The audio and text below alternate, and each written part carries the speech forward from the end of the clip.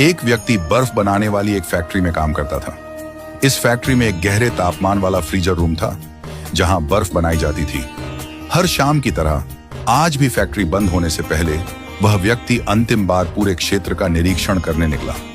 जैसे ही वह freezer room के अंदर गया, किसी ने बाहर से गलती से दरवाजा बंद कर दिया और वो अंदर ही फंस गया। बर्फ के बीचों बीच -20 डिग्री सेल्सियस के तापमान में वह पूरी तरह अकेला, घबराया हुआ, बाहर से कोई आवाज नहीं, कोई मदद की उम्मीद नहीं।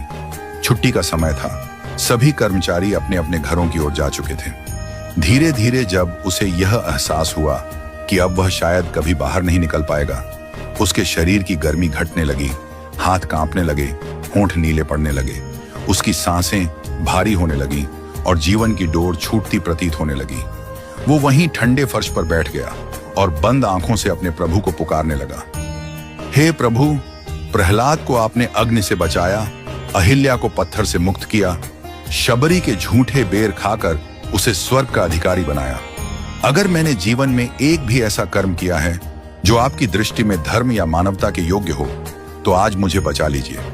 मेरी पत्नी और बच्चे मेरा इंतजार कर रहे होंगे। घर में मेरे अलावा कोई कमाने वाला नहीं है। अगर मेरा शरीर यहीं जम गया तो उनका क्या होगा? इतना कहते कहते उसकी आंखों से अश्रु बहने लगे। वह वहीं धीरे धीरे बेहोश होने लगा। करीब 1 घंटे ही बीते थे कि अचानक दरवाजे पर खटखटाहट हुई। दरवाजा खुला और चौकीदार दौड़ता हुआ अंदर आया। उसने बर्फ में पड़े उस व्यक्ति को उठाया और हीटर के पास ले जाकर उसे रगड़ने और गर्म करने लगा। कुछ देर में जब उसकी चेतना लौटी तो उसने थरथराते स्वर में पूछा, काका, आप यहां कैसे पहुंचे? किसी ने बताया आपको कि मैं अंदर फंसा हूं?